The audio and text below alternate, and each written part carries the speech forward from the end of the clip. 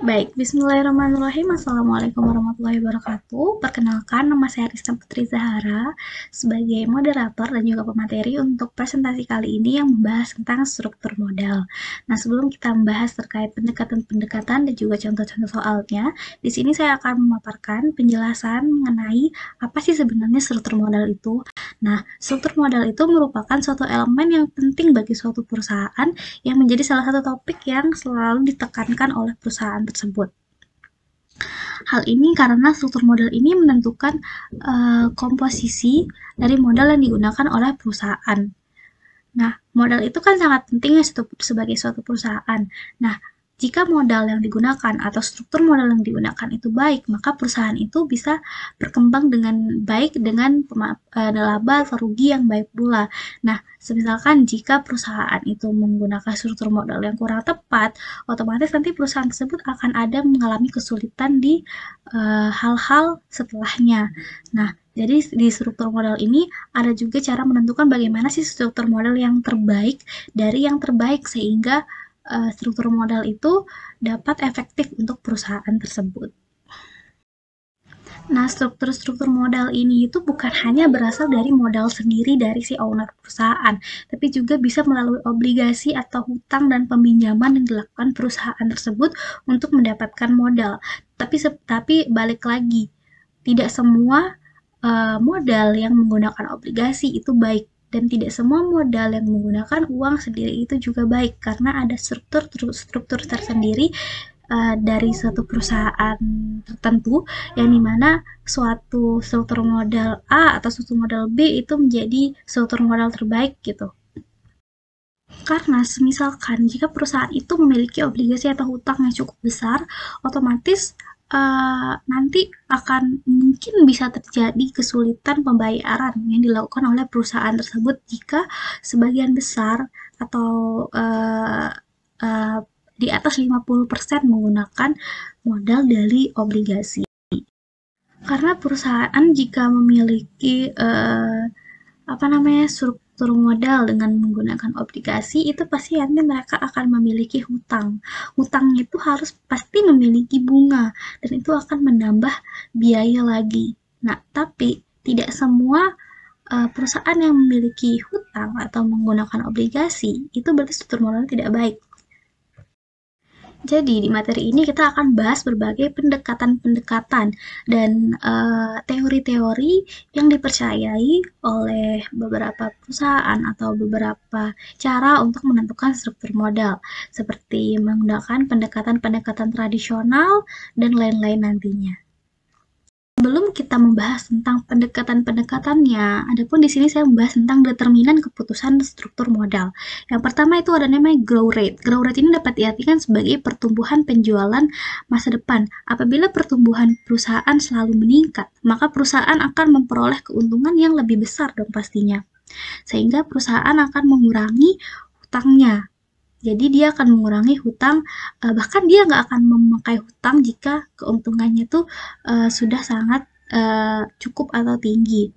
Nah, apabila penjualan perusahaan itu stabil meningkat, maka perusahaan tuh dengan sendirinya memperoleh dana yang cukup besar sehingga perusahaan akan mengurangi hutang, bahkan bisa tidak menggunakan hutang. Tetapi sebaliknya, apabila penjualan perusahaan itu stabil menurun, maka perusahaan akan berkurang dana perolehannya sehingga perusahaan akan menambah hutangnya untuk keperluan operasi perusahaan. Nah, yang kedua itu ada asset structure atau struktur aset. Jika perusahaan itu mempunyai permodalan sendiri cukup besar, maka perusahaan tidak memerlukan pinjaman, tetapi sebaliknya, kalau perusahaan kecil, maka perusahaan itu akan memerlukan pinjaman. Lalu ada manajemen attitude. Dalam melakukan operasi perusahaan, manajemen ada yang bersifat berani menanggung risiko dan ada pula yang tidak menyukai risiko. Manajemen berani dalam hal ini, manajemen selalu bertindak agresif, ingin dalam keadaan operasi perusahaan selalu besar, sehingga perusahaan menginginkan permodalan yang besar. Sebaliknya, manajemen yang tidak menyukai risiko, manajemen tidak berani melakukan peminjaman sehingga kegiatan operasi perusahaan dilakukan seperti apa yang terjadi seadanya. Lalu yang keempat ada market condition, lalu yaitu pasar modal yang mudah untuk mendapatkan dana berupa pinjaman, maka perusahaan juga dengan mudah mendapatkan pinjaman yang cukup besar. Begitu pula sebaliknya. Lalu yang terakhir ada tax atau pajak. Tingkat pajak yang cukup besar merupakan perusahaan akan berusaha melakukan pinjaman yang cukup besar pula. Karena perusahaan beranggapan dengan adanya hutang, perusahaan akan membayar bunga juga yang cukup besar sehingga akan mengurangi laba perusahaan yang akan dikenakan pajak. Begitu pula sebaliknya, kalau tingkat pajak itu cukup kecil, perusahaan tidak akan melakukan peminjaman yang cukup besar.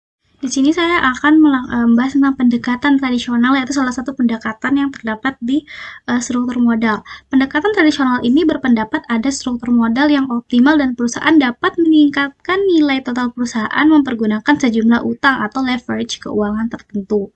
Dengan menggunakan utang yang semakin besar, pada mulanya perusahaan dapat menurunkan biaya modalnya dan meningkatkan nilai perusahaan. Walaupun pemegang saham itu meningkatkan tingkat inflasi saham karena meningkatnya risiko bagi pemegang saham, peningkatan tersebut tidak melebihi manfaat yang diperoleh dari penggunaan utang yang biayanya lebih murah. Namun demikian, penggunaan utang melampaui jumlah tertentu mengakibatkan tingkat kapitalisasi saham meningkat melebihi manfaat yang diperoleh dari penggunaan utang sehingga biaya modal perusahaan itu naik. Meningkatnya biaya modal itu merupakan semakin tinggi juga dipicu oleh terjadi peningkatan biaya utang. Karena risiko yang dihadapi oleh kreditur semakin besar sejalan dengan bertambahnya jumlah utang yang dipergunakan oleh perusahaan. Nah, di sini ada contoh soal ya teman-teman. Di sini ada satu contoh soal. Perusahaan ABC pada awal mula berdirinya menggunakan modal utang obligasi sebesar 45 juta dengan bunga 5% dan mendapatkan laba operasi bersih itu sebesar 15 juta per tahunnya. Keuntungan yang diisyaratkan dari pemilik sebesar 11% per tahun. Jumlah saham yang beredar itu adalah 12.750 lembar. Dari data tersebut, nilai perusahaan akan nampak sebagai berikut. Kita lihat di tabelnya ya. Nah, di sini kita bisa lihat laba operasi bersih itu laba operasi bersihnya itu 15 juta dan bunga hutang 5% itu jadi 2.250. Nah, itu didapat dari 5% dari hutang obligasinya yaitu 45 juta. Nah, lalu ada laba tersedia untuk pemegang saham sebanyak 12.750. Itu didapat dari 15 juta dikurangi 2.250 atau laba bersih dikurang dengan bunga utang sebanyak 5% tadi. Selanjutnya ada keuntungan yang diisyaratkan yaitu 0,11. Ini didapatkan dari keuntungan yang diisyaratkan per tahunnya sebanyak 11%. Kita ubah ke desimal menjadi 0,11. Lalu nilai pasar saham itu adalah 115.909.000. Itu kita dapat dari 15 juta.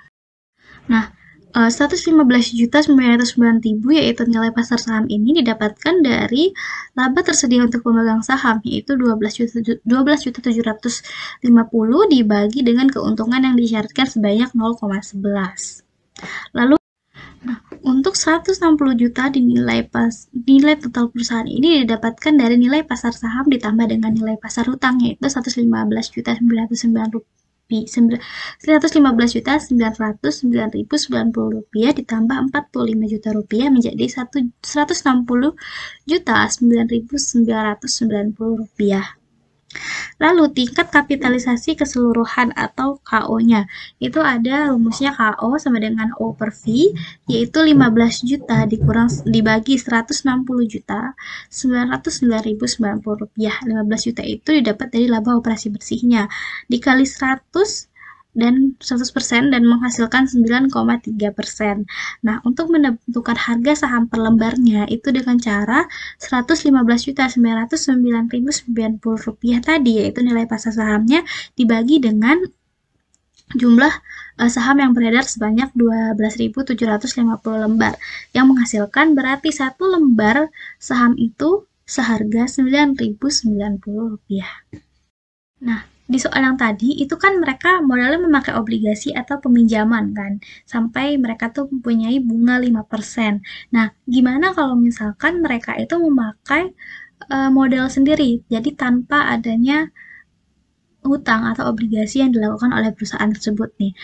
Misalnya, eh, sebelum kita ke struktur yang berbeda, di sini kita karena nilai obligasinya itu 45 juta dengan harga saham per lembarnya itu adalah Rp9.090.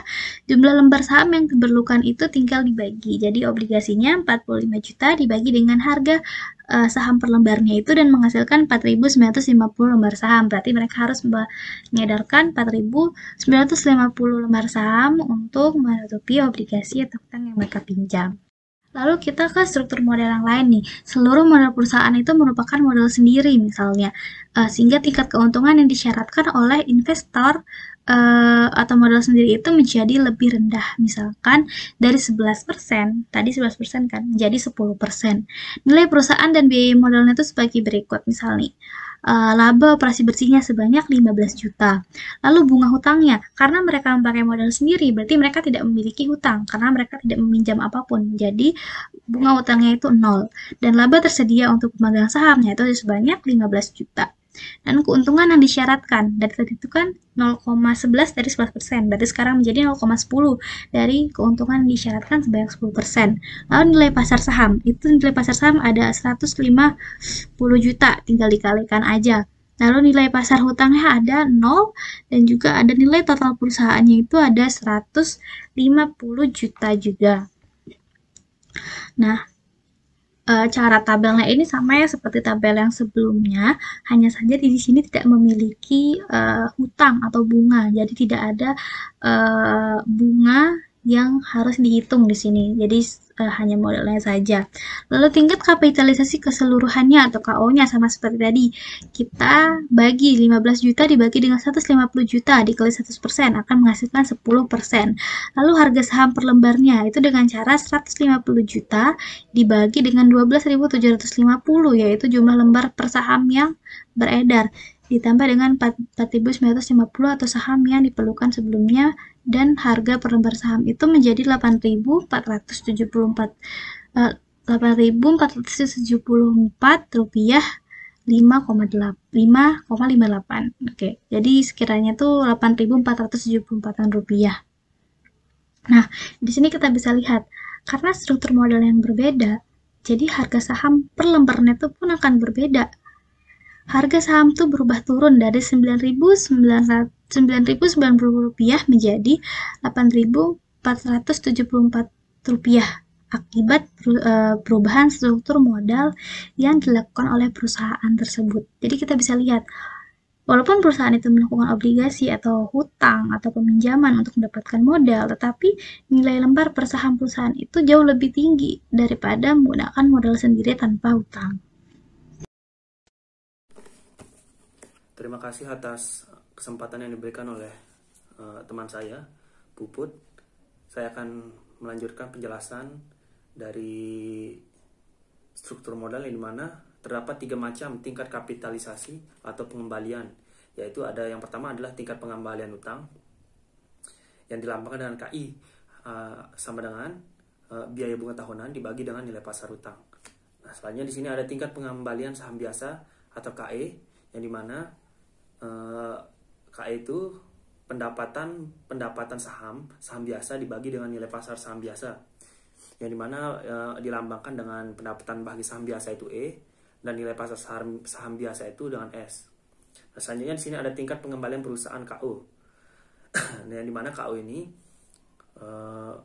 O dibagi dengan V, yang dimana O itu adalah laba bersih operasi dan V itu adalah nilai total perusahaan.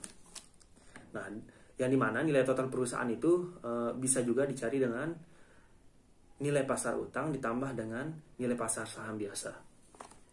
Ya, selanjutnya yaitu tingkat kapitalisasi perusahaan secara keseluruhan atau biaya modal rata-rata tertimbang, yang dimana dirumuskan di sini dengan modal rata-rata tertimbang ya adalah dengan tingkat pengembalian utang dalam kurung nilai pasar saham biasa dibagi dengan nilai pasar utang ditambah dengan nilai pasar saham biasa yang ditambah dengan tingkat pengembalian saham biasa dalam kurung nilai pasar utang dibagi dengan nilai pasar utang ditambah dengan nilai pasar saham biasa. Selanjutnya di sini pendekatan laba bersih atau biasa disebut dengan net income approach. Yang dimana pendekatan laba bersih ini semakin banyaknya utang jangka panjang yang dipergunakan dalam pembelanjaan perusahaan, maka nilai perusahaan akan meningkat dan biaya modal perusahaan akan menurun. Kita masuk ke contoh soal. Anggap suatu perusahaan mempunyai utang Rp1.000 dan bunga 15% per tahun. Laba bersih operasi yang diharapkan setiap tahunnya sebesar Rp1.000 dan tingkat kapitalisasi saham biasanya sebesar 20%. Yang ditanyakan adalah di sini berapa nilai perusahaan, berapa biaya modal perusahaan, dan berapa harga pasar saham perusahaan. Nah, kita masuk saja ke penjelasannya. Sebenarnya di sini kemarin niat saya sebenarnya mau dijelaskan di papan, tapi gara-gara terbatasnya waktu, jadinya saya masukkan saja semuanya ke PPT. Kita bisa lihat di sini di PPT, tidak perlu saya jelaskan. Di sini udah ada penyelesaiannya, yaitu sini ada laba operasi bersihnya sebesar Rp1.000, biaya bunganya sebesar 150, laba bagi pemegang sahamnya sebesar 850, tingkat kapitalisasi sahamnya sebesar 20% atau didesimalkan menjadi 0,20, nilai pasar sahamnya sebesar 4.250, nilai pasar utangnya sebesar 1.000, dan nilai total perusahaannya 5.250. Nah, biaya modal perusahaannya yang dimana KO sama dengan laba bersih operasi dibagi dengan nilai total perusahaan yang kita masukkan saja. Laba bersih operasinya tadi 1.000 dan dibagi nilai total perusahaannya tadi udah diketahui Rp5.250 ya, sama dengan 19,5% setelah dikalikan 100. Nah, selanjutnya di sini apabila perusahaan meningkatkan jumlah utang dari 1.000 menjadi Rp3.000 dan menggunakan tambahan utang untuk membeli kembali saham yang beredar dan suku bunga tetap 15%, maka di perusahaan dan biaya modal perusahaan menjadi. Nah, di sini sudah saya berikan semua penyelesaiannya di PPT, bisa dilihat. Nah, tapi di sini ada biaya modal setelah perubahan struktur modalnya. Nah, di sini ada KO yang dimana nilai barunya udah diketahui kan tadi, yang nilai barunya itu setelah terjadi peningkatan nilai total perusahaannya itu menjadi 5.750. Nah, dibagi dengan tadi laba operasi bersihnya, jadinya sini didapatkan 17,39%. Nah, selanjutnya di sini ada pendekatan laba operasi bersih atau biasa disebut dengan net operating income approach. Yang dimana pendekatan laba bersih operasi ini, berapapun jumlah utang yang dipergunakan dalam pembelanjaan perusahaan, nilai perusahaan tidak berubah. Hal ini menunjukkan bahwa struktur modal tidak mempengaruhi nilai perusahaan. Masuk ke contoh soal. Suatu perusahaan mempunyai hutang sebesar Rp8 juta dengan tingkat bunga sebesar 15%. Laba operasi bersih sebesar 8 juta dengan tingkat kapitalisasi total sebesar 20%. Dan saham yang beredar sejumlah 10.000 lembar. Maka dari data di atas, nilai perusahaan adalah, seperti biasa saya sudah masukkan semuanya ke dalam PPT. Di sini ada laba operasi bersihnya diketahui sebesar 8 juta, yang tingkat kapitalisasinya sebesar 20%, nilai total perusahaannya sebesar 40 juta.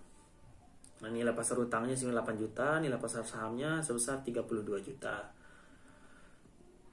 Nah, di sini ada bagaimana cara mencari KO-nya. Kita bisa lihat dengan penggunaan matematika sederhana tentunya. Dimasukkan saja rumusnya, nanti diketahui nilai total perusahaannya sebesar 40 juta rupiah.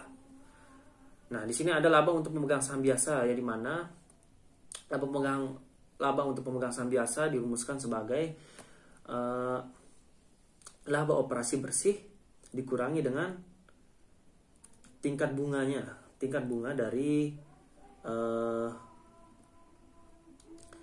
si soal yang sebelumnya saya bacakan.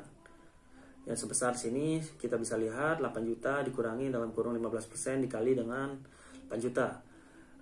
Sama dengan 8 juta dikurangi 1.200.000 menghasilkan 6.800.000. Sehingga tingkat return model sendiri yang disyaratkan KE adalah KE sama dengan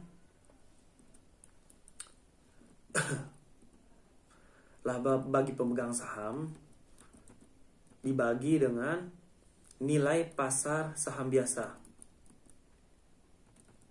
sama dengan 4.400.000 dibagi dengan 16 juta dikali dengan 100 menghasilkan 27,5%. Harga saham per lembarnya 16 juta dibagi dengan 5.000 sama dengan 3.200 rupiah. Mungkin hanya itu dari saya. Mohon maaf atas kekurangannya. Terima kasih. Wabillahi taufiq wal hidayah. Assalamualaikum warahmatullahi wabarakatuh.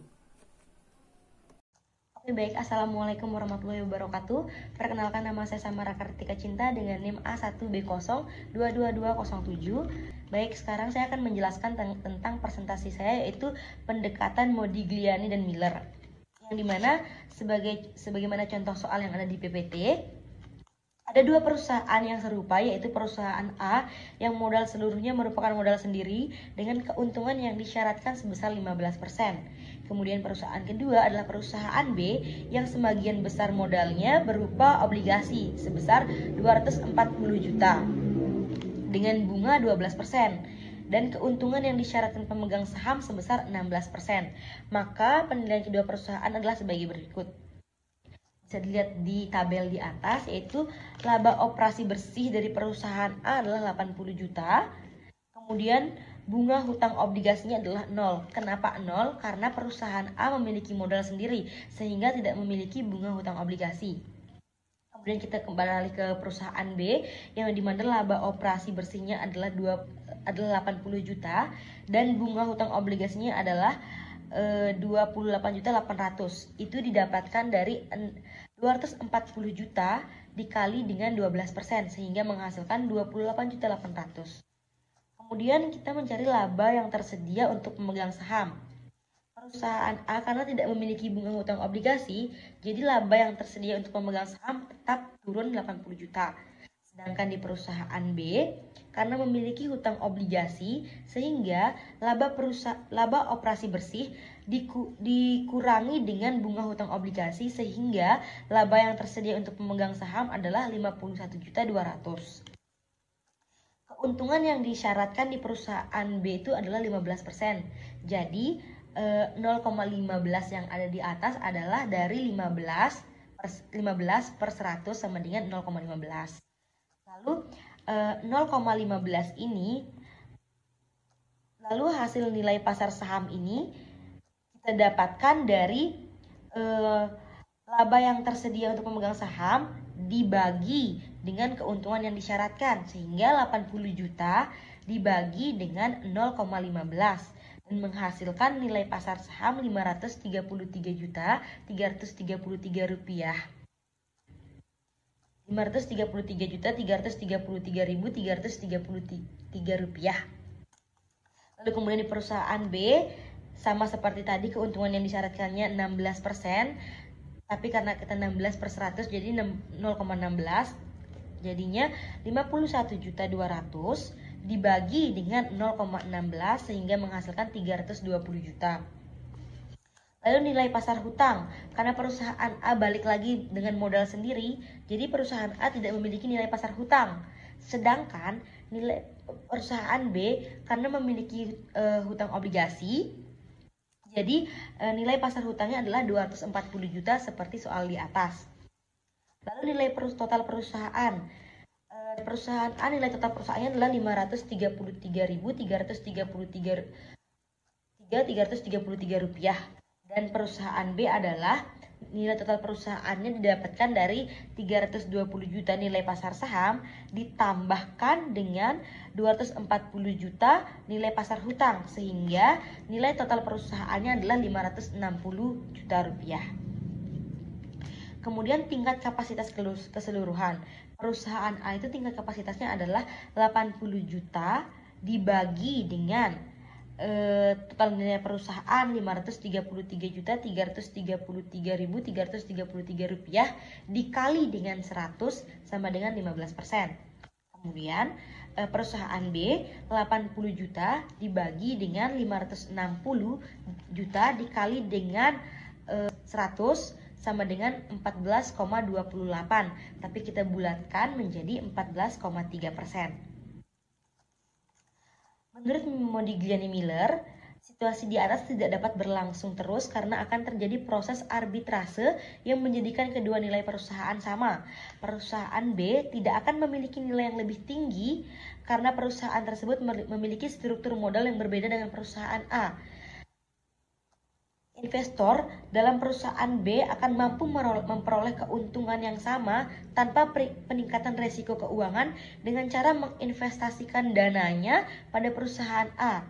Transaksi arbitrase ini terus berlangsung sampai membuat nilai total perusahaan sama.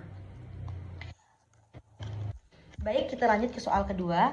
Misalnya, seorang investor memiliki sejumlah 5% saham di perusahaan B, maka langkah-langkah yang dilakukan investor tersebut adalah sebagai berikut. Yang pertama itu, perusahaan B ini menjual sahamnya untuk mendapatkan dana sebesar 16 juta.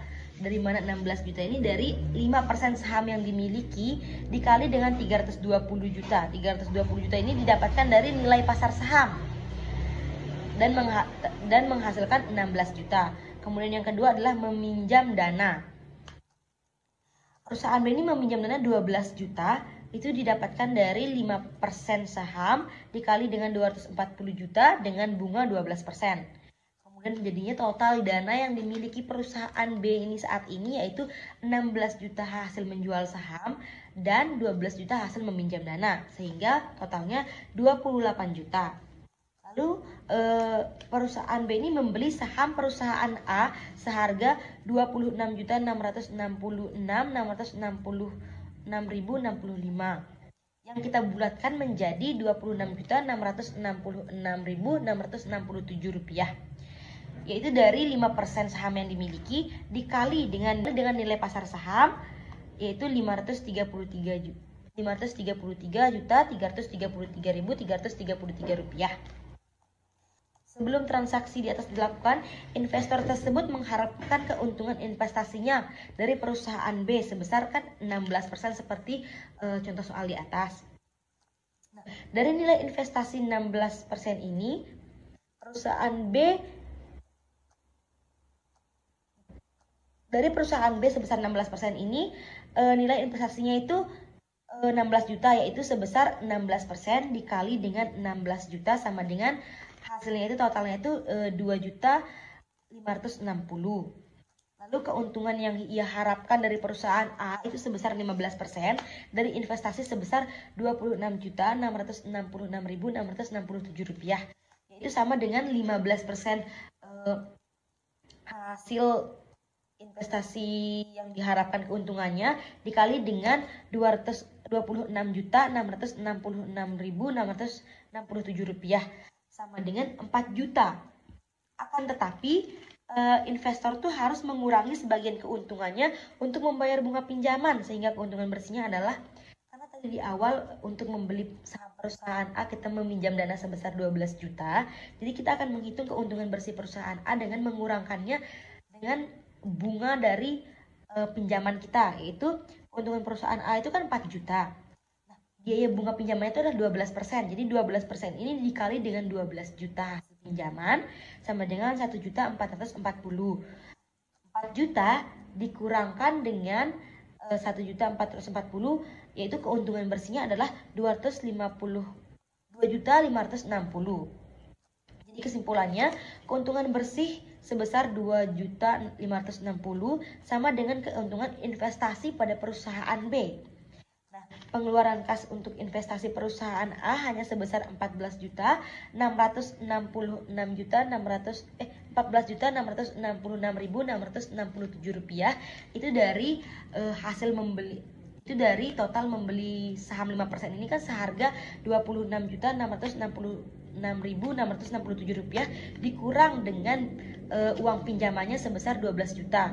Jadi pengeluaran kasnya itu adalah 14.666.667 rupiah dibandingkan dengan pengeluaran kas untuk investasi pada perusahaan B sebesar 16 juta. Jadi inilah presentasi dari saya. Wassalamualaikum warahmatullahi wabarakatuh.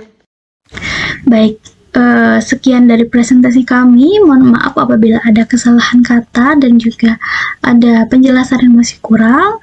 Wabillahi taufiq wal hidayah. Wassalamualaikum warahmatullahi wabarakatuh.